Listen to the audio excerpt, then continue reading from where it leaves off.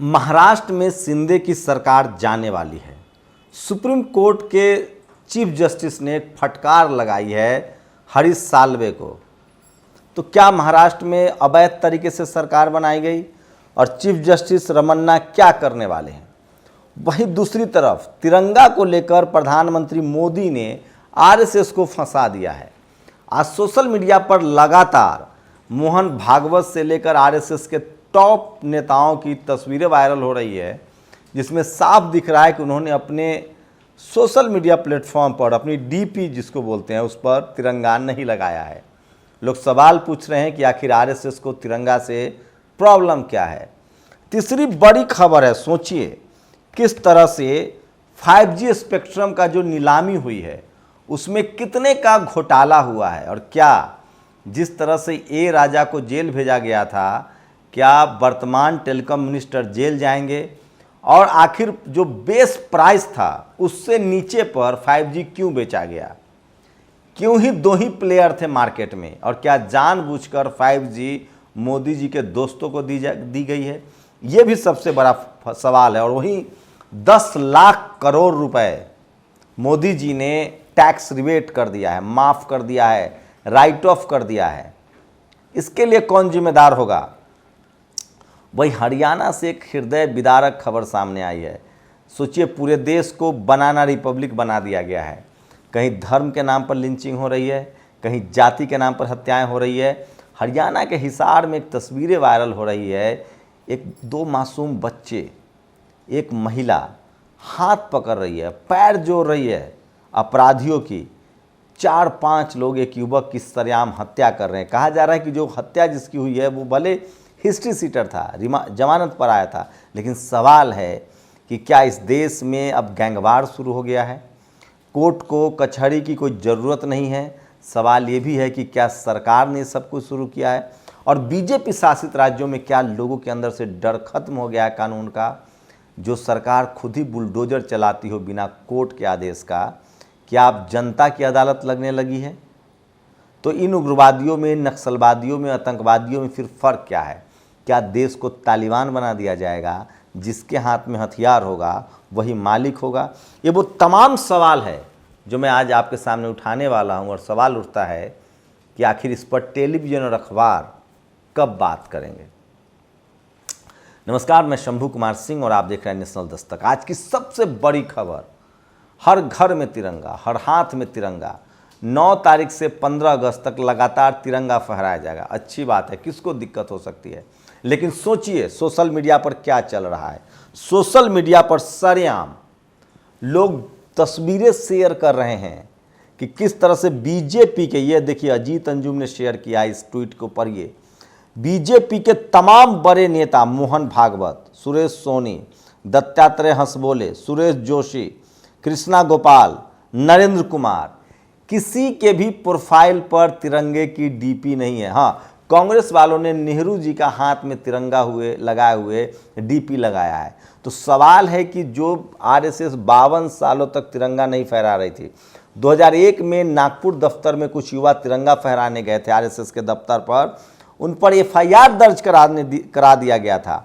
मैं आपको ऐतिहासिक जानकारी बता दूं कि तिरंगा का शुरू से विरोध कर रही आरएसएस, उनका अपना एक झंडा है भगवा, जिसको वो चाहते हैं कि भारत एक ब्राह्मण राष्ट्र बने, जहां तमाम उनके दकियानूस, कर्मकांड, मनुस्मृति जैसा संविधान हो। संविधान के प्रति आरएसएस की कभी भी सहमति नहीं रही है। इक्वालिटी, फैटर्निटी जो संविधान का प्रियम्बल है, जो सबको इक्वल राइट्स देता है, खासकर रिजर्वेशन के खिलाफ रही है आरएसएस की पूरी आइडियोलॉजी। तो इससे साफ होता है कि आरएसएस को तिरंगे से प्यार नहीं है, मतलब संविधान को नहीं मानते हैं, लेकिन उनकी मजबूरी बन गई है। बीजेपी की पूरी राजनीति जो नेशनल राष्ट्रवाद के आसपास हो रही है, उसमें प्रधानमंत्री मोदी ने फंसा दिया आरएसएस को। नरेंद्र मोदी के अंदर खाने जो लोग जानते हैं वो बताते हैं कि वो जहां भी रहते हैं आरएसएस को कमज़ोर करते हैं। गुजरात में मुख्यमंत्री के दौरान उनका केशु भाई पटेल से नहीं बना, वो आरएसएस के करीबी थे। उसके बाद एक जोशी थे वहाँ, जिनको आरएसएस के बड़े नेता माने जाते थे, उनसे अनबन हुई। बाद में उनका सीडी आया और उनको पूरे आरएसएस के सिनेरियो से भी साइड कर दिया गया। ठीक उसी तरह जैसे वाजपेयी के समय गोविंदाचार्य को साइड कर दिया गया था, आडवाणी को उन्होंने जिस तरह से साइड किया। आरएसएस के करीबी लोग बताते हैं कि नरेंद्र मोदी अब खासकर उनकी अपनी एक बड़ी छवि है और वो चाहते हैं कि उनकी पहचान आरएसएस से न हो, उनकी एक अपनी पहचान बने।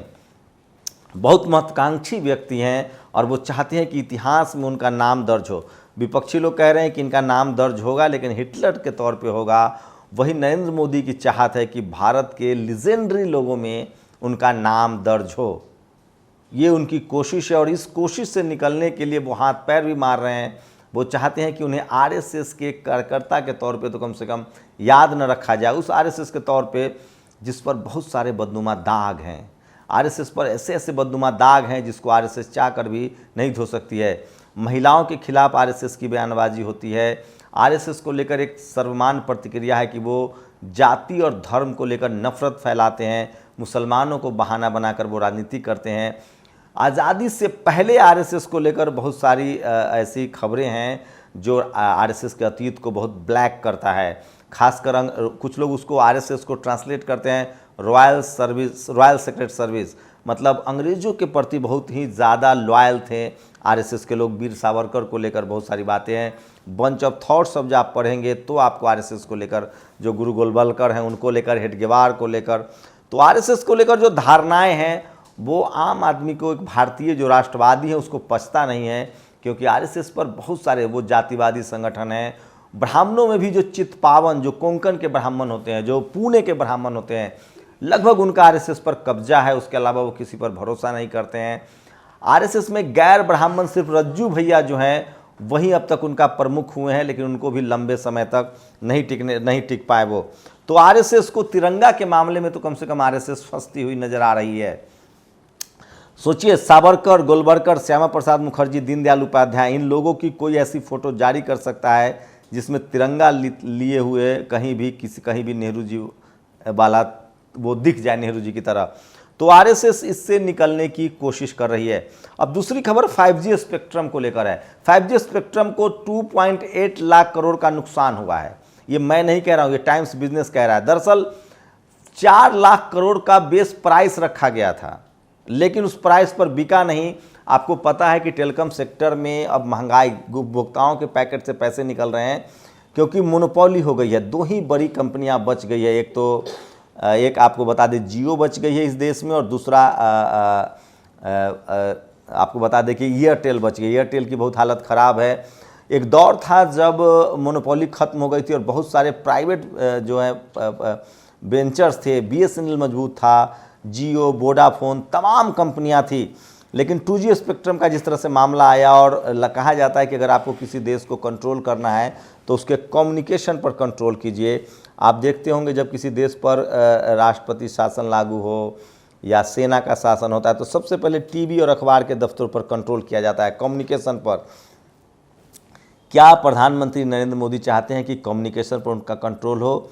जियो आज सबसे बड़ा प्लेयर है। इंटरनेट का मसला हो, कॉलिंग का मसला हो, इससे सरकार को सुविधा होती है कंट्रोल करने में। अगर किसी राज्य में सरकार चाहे तो एक इशारे पर वो कम्युनिकेशन ठप कर दे। लेकिन जब बड़े प्लेयर्स होते हैं, कई प्लेयर्स होते हैं, तो ये आसान नहीं होता है। अब मान लीजिए एयरटेल हो, जियो हो, कुछ और कंपनियां होती हैं। यूक्रेन युद्ध से देखिए, यूक्रेन में रूस ने एक साइबर अटैक करने की कोशिश की थी, उसके बाद उनके इंटरनेट को ठप कर दिया गया था। उसी समय टेस्ला के मालिक एलन मस्क सामने आए थे और उनका एक उपग्रह संचालित उनका इंटरनेट है स्टारलिंक, जिसकी उन्होंने सुविधाएं दी। आप कल्पना कीजिए, अगर इंटरनेट आज के डेट में बंद कर दिया जाए तो पूरा बैंकिंग सिस्टम, ट्रांसपोर्ट, पूरा जो तमाम सिस्टम जो इंटरनेट से जुड़े हुए हैं वो ठप हो जाएंगे। इसलिए मैं कह रहा हूं कि देश में मोनोपोली हो रही है एक कंपनी की, जियो। और आप सब जानते हैं, लोग बता रहे हैं कि अडानी ग्रुप भी टेलीकम्युनिकेशन में आना चाहते हैं, तो वो भी एक बड़े खतरे के संकेत हैं। एक मोनोपोली हो जाएगी। सरकारी जो बीएसएनएल है वो अपने बर्बादी के कगार पर है। तो 2.8 लाख करोड़ का नुकसान है अगर विनोद राय के ऑडिट के हिसाब से देखें तो। सोचिए, दिलीप मंडल सवाल पूछ रहे हैं कि क्या ये राजा को जिस तरह से जेल में डाला गया था, क्या तत्कालीन जो वर्तमान में जो टेलीकम्युनिकेशन मिनिस्टर हैं, क्या उनको जेल में डाला जाएगा? क्या कोई भ्रष्टाचार की बात कहेगा? बेस प्राइस से भी कम में बिका है 5G स्पेक्ट्रम। सोचिए, 2G स्पेक्ट्रम को लेकर जिसमें 20 करोड़ के आसपास मोबाइल था, आज लगभग 120 करोड़ हाथों में मोबाइल की बात कही जा रही है। ये हिसार की तस्वीरें हम आपको दिखा नहीं सकते, हम सिर्फ वर्णन कर सकते हैं, कॉपीराइट का मसला है और इस तरह के विध्वंसक तस्वीरें नहीं दिखा सकते हैं। हुआ क्या हिसार में, देखिए हिसार में एक युवा को सरेआम सड़क पर 4-5 लोग रॉड से मार रहे हैं, 2 मासूम बच्चे, एक महिला गिड़गिड़ा रही है। बताया जा रहा है कि वो हिस्ट्री सीटर था, लेकिन सवाल है कि क्या उसको कोर्ट से न्याय सज़ा मिलेगी या जनता अब खुद सज़ा देने लगेगी। इसको बनाना रिपब्लिक कहते हैं, कंगारू कोर्ट कहते हैं। आप समझिए, इससे का मतलब हो गया कि हम फिर से उस दौर में चले जाएंगे जब कोई कोर्ट कचहरी, सेना, पुलिस नहीं मानता था। जिसके हाथ में ताकत है वो न्याय करने का ताकत रखता है। बीजेपी शासित राज्यों में ऐसे ही ज़्यादा मामले देखने को मिलते हैं। हरियाणा के हिसार का मामला है। पहले मुसलमानों की लिंचिंग होती थी, जातीय आधार पर। एनसीआरबी के आंकड़े, सबसे ज़्यादा जाति के आधार पर इस देश में हत्याएं होती हैं, उत्पीड़न होता है, बलात्कार होता है, रेप होता है। सबसे ज़्यादा जातीय हिंसा होती है, उसके बाद धार्मिक हिंसा होती है, उसके बाद इस तरह के वीडियो अब सामने आने लगे हैं। तो ये बहुत ही खतरनाक है। सोचिए, आज पूरे विपक्ष ने, जिसमें तमाम पार्टी शामिल है, उसने एक पिटीशन जारी किया है कि जिस तरह से ईडी को ताकत दी गई है, संशोधन किया गया है, खासकर इकोनॉमिक बिल के साथ, जो आर्थिक बिल है उसके साथ, पीएमएल बोलते हैं उसको, तो समझिए ईडी को अब हर मामले में वो दखलंदाजी कर सकता है। उसको लेकर लोग सुप्रीम कोर्ट में गए हैं कि इसमें संशोधन किया जाए। सुप्रीम कोर्ट के फैसले को लेकर भी वो लोग बात कर रहे हैं, क्योंकि सरकार जो है वो पॉलिटिकल वेंडेटा, जो राजनीतिक जो लड़ाई है, उसको ईडी के जरिए, इनकम टैक्स के जरिए, सीबीआई के जरिए, इसके जरिए साधने की कोशिश कर रही है। कांग्रेस के दौर में भी सीबीआई का लगातार दुरुपयोग हुआ है, सुप्रीम कोर्ट ने तोता कहा था। इस सरकार के ऊपर भी बहुत सारे दाग हैं, चाहे वो कोलिजियम सिस्टम हो। सुप्रीम कोर्ट के 4 जज बाहर आए थे, उन्होंने कहा था कि डेमोक्रेसी खतरे में है। तो ये सारी बातें हैं। जो बीजेपी आईटी सेल है, जो बीजेपी के समर्थक हैं, अमित शाह का एक ये वीडियो बयान शेयर कर रहे हैं, जिसमें अमित शाह ने कहा है कि दुनिया में कोई भी फैसला बगैर मोदी जी की राय से नहीं होता है। अब लोग सवाल पूछ रहे हैं कि क्या रूस ने यूक्रेन पर हमला मोदी जी की राय से किया? वियतनाम और चीन के बीच टेंशन बना हुआ है, तो क्या लोग पोस्टर शेयर कर रहे हैं, तंज कर रहे हैं कि क्या जो बाइडेन ने कहा है कि चीन वियतनाम पर हमला न करे, इसके लिए मोदी जी अपना सलाह दे। तो समझिए, भारत की इकॉनमी बहुत बुरे दौर में है, भारत के लॉ एंड ऑर्डर बहुत बुरे दौर में है, इंटरनल कॉन्फ्लिक्ट बढ़ रहे हैं। भारत के भीतर चाइना का जो घुसपैठ है वो बहुत तेज़ी से बढ़ रहा है, लेकिन दुनिया भर में आपका डंका बज रहा है। इस तरह के मीडिया हाइप क्रिएट करने की कोशिश की जा रही है। तो सोचिए किस तरह से मीडिया मैनेजमेंट के दम पर ये सरकार चल रही है। और जो देश की समस्याएं हैं, संसद में लगातार बहस हो रही है, लेकिन कोई बात करने वाला नहीं है। वही दूसरी तरफ एक बड़ी खबर आ रही है गुजरात से। गुजरात के नौसारी में राधा कृष्ण मंदिर को तोड़ दिया गया है, लोगों पर लाठीचार्ज हुआ है। मैं तो ये भी नहीं कह सकता कि क्या इसलिए मंदिर तोड़ दिया गया है कि राधा कृष्ण को यादवों का भगवान कहा जाता है। इससे पहले योगी जी ने कह दिया है कि हनुमान जो है वो दलितों के भगवान हैं। तो इस देश में भगवानों की भी जाति है, और आरएसएस ने बहुत प्लानिंग से 1925 के आसपास इस तरह की रचनाएं रची थी। शेड्यूल कास्ट के लोग कर वाल्मीकि भगवान है।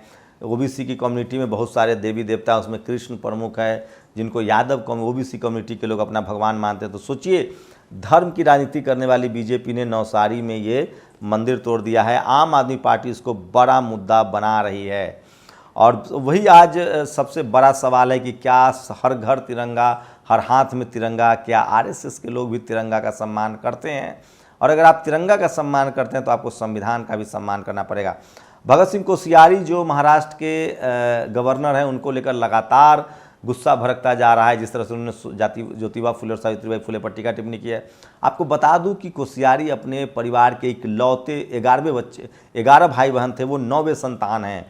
जिंदा संतानों में हो सकता है कुछ बच्चे, उनके कुछ भाई बहन अकस्मात की मृत्यु भी हुई होगी। 8 लगातार बेटियां हुई थी कोश्यारी के पिताजी और माताजी को। 8 बेटियों के बाद 9वें बच्चे के तौर पर वो पैदा हुए हैं। और वो जिस तरह से ज्योतिबा फुले और सावित्रीबाई फुले को लेकर बात कर रहे हैं, उससे लोग नाराज़ हैं, काफ़ी नाराज़, और इस तरह की जानकारी आ रही है। और वो दिन दूर नहीं जब न्यूज़ चैनल वाले हर खबर के अंत में कहेंगे माँ कसम खबर सच्ची है। तो सोचिए, टीवी अखबार की पूरी विश्वसनीयता जो है वो खतरे में है और लोग कह रहे हैं कि आरएसएस पर बैन लगना चाहिए, यूएपीए के तहत केस दर्ज होना चाहिए। आखिर ये तिरंगा का अपमान क्यों कर रहे हैं? प्रधानमंत्री नरेंद्र मोदी की औकात यानी हैसियत नहीं है कि आरएसएस ओआरजी से डीपी यानी प्रोफाइल पिक्चर बदलवा कर तिरंगा लगवा दे। मतलब आज भी बीजेपी क्या आरएसएस कंट्रोल कर रही है? इस तरह के भी लोग सवाल पूछ रहे हैं। जिग्नेश मेवानी ने कहा यदि सच में मोदी जी 56 इंच का सीना रखते हैं तो वो आरएसएस और उनके पदाधिकारियों की डीपी में तिरंगा लगवा कर दिखाए।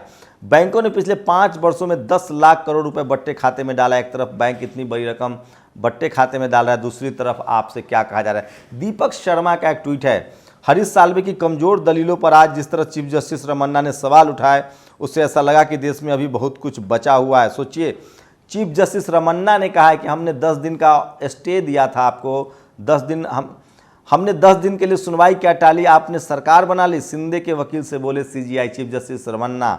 सोचिए किस तरह से विधायकों की खरीद फरोख्त, सोचिए पश्चिम बंगाल की पुलिस जांच कर रही है, जिस तरह से झारखंड के 3 विधायकों को खरीदने की कोशिश हो रही थी। सवाल है कि ये पैसे कहाँ से आ रहे हैं। दिल्ली में पुलिस है, एक बसंत कुंज की एक बड़ी कोठी पर छापामारी की तैयारी है, लेकिन दिल्ली पुलिस परमिशन नहीं दे रही। इसका मतलब है कि अमित शाह अपने लोगों को मजबूती से बचाते हैं, चाहे वो नुपुर शर्मा हो, चाहे बग्गा हो, चाहे अब इस तरह के लोग हों। हरदोई की पिंकी का परिवार मजदूरी करता है, वो अपने बच्चों को शिक्षा देना चाहती है, पर शेड्यूल कास्ट थी। यूपी में राम राज्य है, शेड्यूल कास्ट के बच्चों को हेडमास्टर दाखिला देने से मना कर देता है। सूरज कुमार बौद्ध ने ट्वीट किया। और लखनऊ यूनिवर्सिटी में शेड्यूल कास्ट कम्युनिटी से आने वाले प्रोफेसर रवि का मामला पता है, जिसमें उन पर हमला हुआ था और उनको मारपीट की गई थी। उसमें हमला करने वाले छात्र कार्तिक पांडे को विश्वविद्यालय ने निकाल दिया है। काफ़ी लंबे समय से ताकतवर तरीके से वो लड़ाई लड़ रहे थे और उनको जीत मिली और उस उपद्रवी छात्र को कॉलेज से रेस्टिकेट कर दिया गया है। तो ये तमाम बड़ी खबरें। वहीं आज सीआईएसएफ के एक प्रोग्राम में अमित शाह ने खुद कहा कि सीआईएसएफ का निजीकरण कर दिया जाए। वहाँ अधिकारी खड़ा होकर सुन रहे थे। सोचिए उन पर क्या गुजर रही होगी। तो देश में लगातार प्राइवेटाइजेशन को लेकर सरकार प्रतिबद्ध है।